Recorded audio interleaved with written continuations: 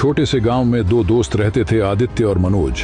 दोनों एक ही स्कूल में पढ़ते थे, एक साथ बैठते थे, लेकिन सोच में जमीन आसमान का फर्क था। आदित्य दिन रात किताबों में डूबा रहता था। गांव वाले कहते, देखो ये तो बड़ा अफसर बनेगा। वहीं मनोज थोड़ा कम पढ़ता था, लेकिन जो भी पढ़ता था दिल लगाकर समझकर पढ़ता था। एक दिन आदित्य के पिता बोले, बेटा मेहनत का कोई विकल्प नहीं होता, दिन रात पढ़ते रहो ताकि तुम्हें कोई पीछे न छोड़ दे। आदित्य ने सिर हिलाया, लेकिन उसके अंदर धीरे धीरे अहंकार घर करने लगा। वो सोचने लगा, मैं सबसे आगे हूँ, बाकी सब तो बस वक्त काट रहे हैं। दूसरी तरफ मनोज के पिता जो किसान थे बोले, बेटा पढ़ाई जरूरी है पर जिंदगी उससे बड़ी है। किसी को नीचा मत दिखाना, क्योंकि जमीन से जुड़े रहना ही इंसान की सबसे बड़ी ताकत होती है। मनोज मुस्कुराया और बोला, ठीक कहा बाबूजी, मैं कोशिश करूंगा कि मैं हर किसी की इज्जत करूं।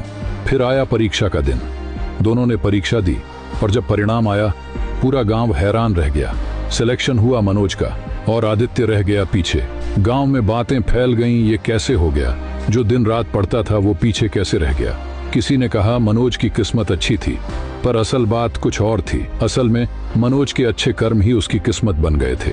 वो सबका सम्मान करता था, मदद करता था, कभी किसी की मेहनत का मजाक नहीं उड़ाता था।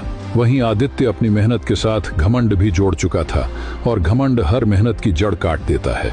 इस कहानी में छिपा है एक गहरा सबक। पढ़ाई इंसान को सफल बना सकती है, पर विनम्रता ही उसे महान बनाती है। अगर ज्ञान के साथ अहंकार जुड़ जाए तो मेहनत भी बेकार हो जाती है, लेकिन अगर कर्म साफ हो, व्यवहार अच्छा हो और दिल में दूसरों के लिए इज्जत हो तो किस्मत भी तुम्हारे लिए रास्ते खुद बना देती है।